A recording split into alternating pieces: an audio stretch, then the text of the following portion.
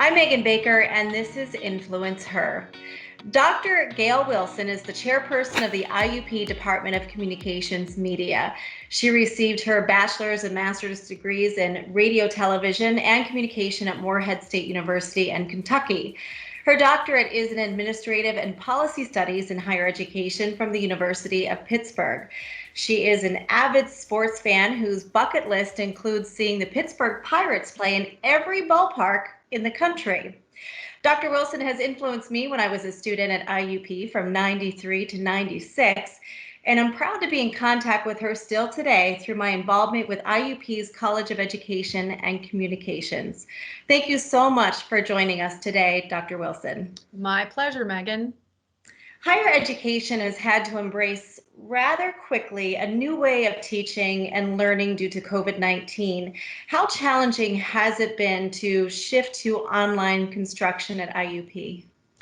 I think it's been very challenging for faculty who've not done it before. And I would put myself in that category to some extent. I've never taught a fully online course.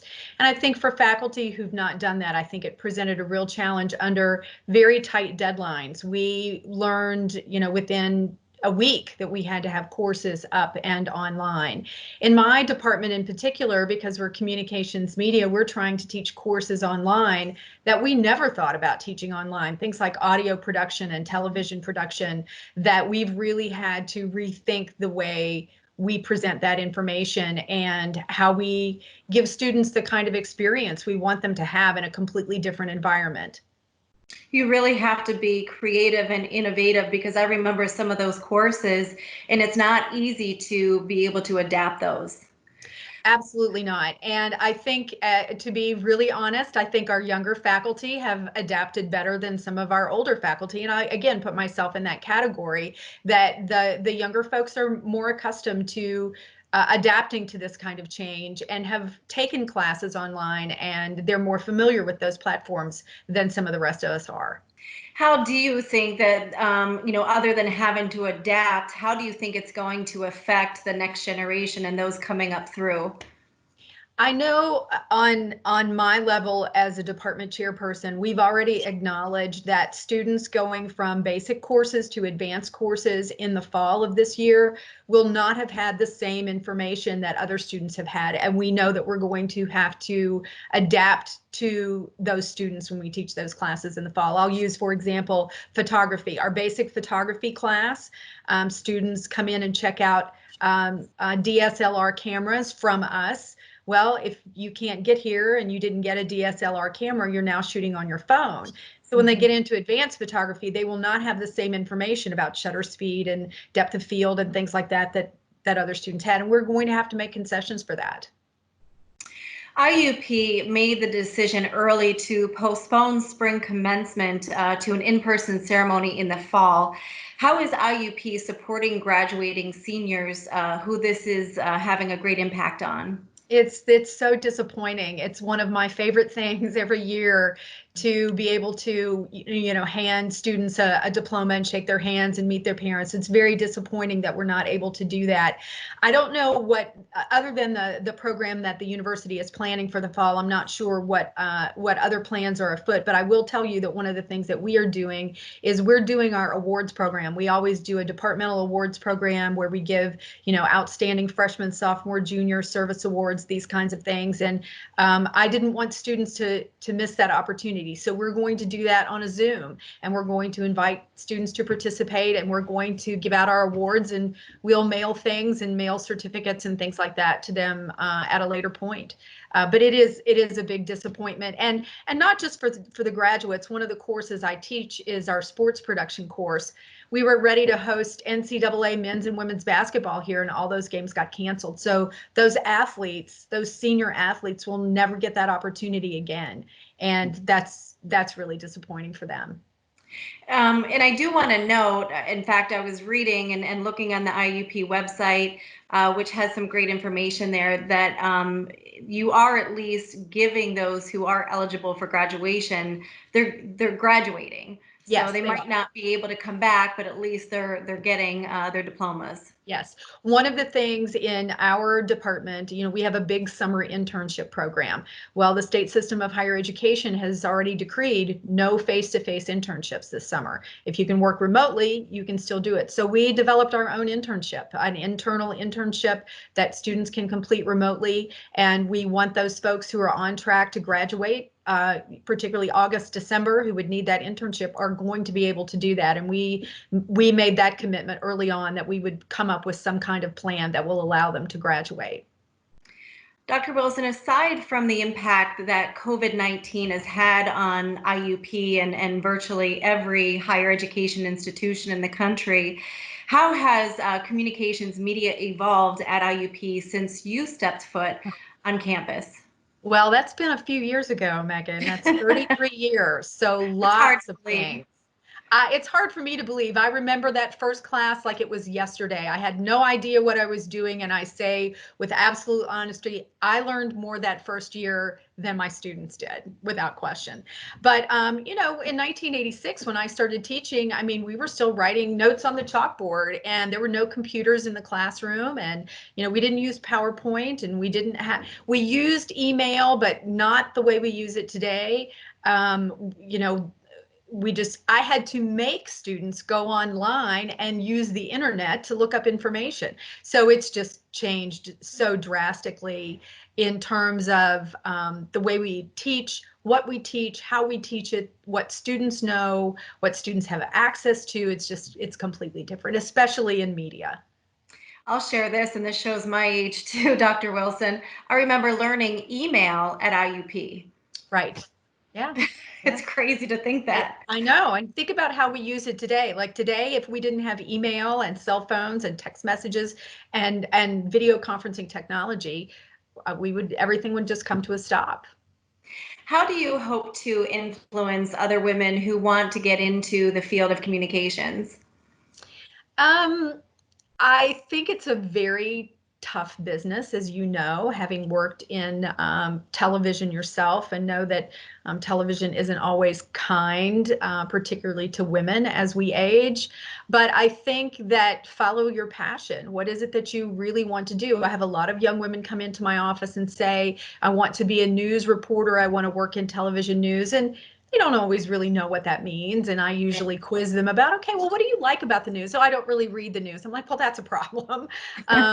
So, sometimes it's just helping them understand what they really are thinking about for their careers. But also, I think as much as anything, I hope I set a good example for my students, that I show them you can be the leader, and sometimes as the leader you have to make difficult decisions, as you know, as a business owner.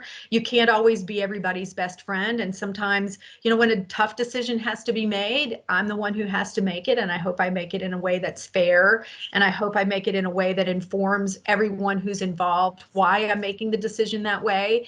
I have young women in my sports production class, and they're like, Dr. Wilson, you just walk right up there and you say whatever you need to say. And I'm like, I have to. I don't have a choice. Right, Things right. have to get done, and everybody looks at me. I'm the one who has to do it. So you'll learn. You'll learn that as time goes.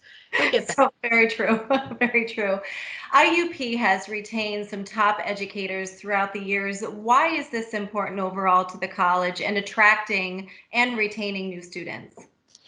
Well, I hope I can count myself on that list. I've, as I said, been at IUP for 33 years.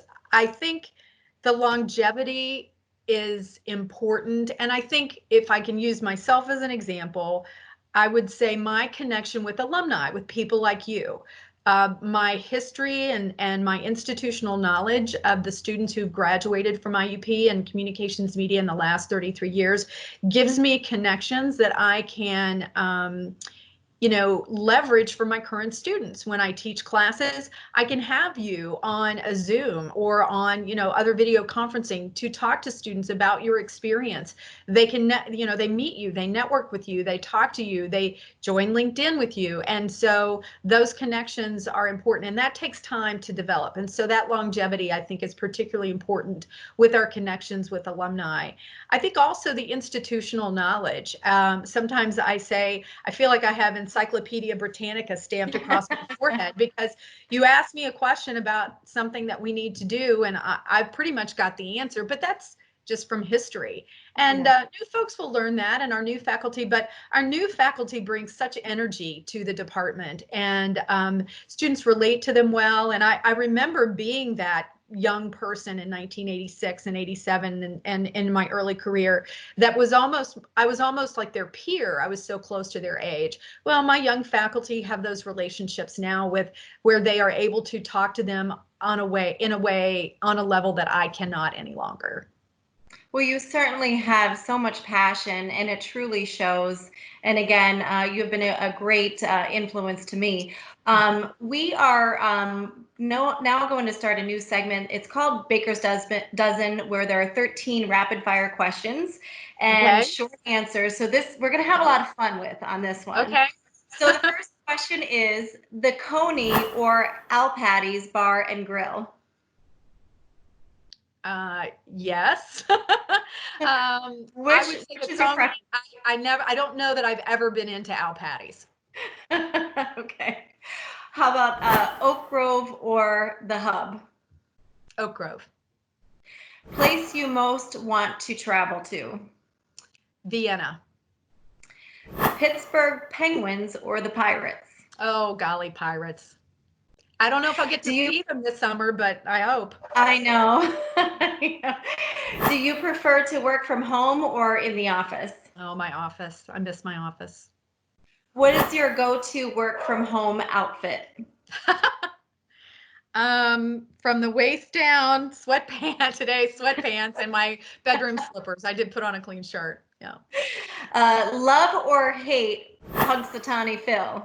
Oh, neither. Don't care. Do you prefer phone calls or text messages? Phone calls. Most lame homework excuse? Lame homework excuse. There have been quite a few. I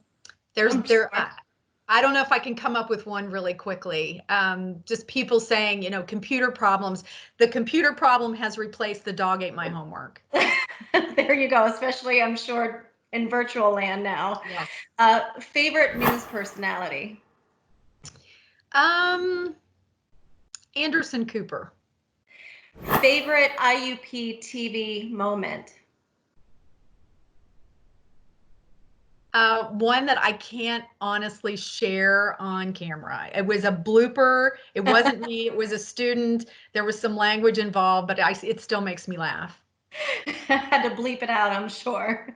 The caption was "Face of a newscaster, mouth of a truck driver," and it wasn't you. I love it. Good. Thankfully. That'll be the first time. This next question comes from Lizzie Hunter, who is involved with the American Cancer Society here in the Capital Region. Her question is, what is the best piece of advice you have ever been given? I think it is a friend not terribly long ago just said, be the best you can be. Dr. Wilson, you get to ask our next guest the next question. What is it? If you could go back and do it all over again, what's one thing you would change? Love it. That's a great question. Dr. Wilson, we are out of time, but thank you so much for spending time with us for InfluenceHER. Thank you very much. You too. Bye-bye.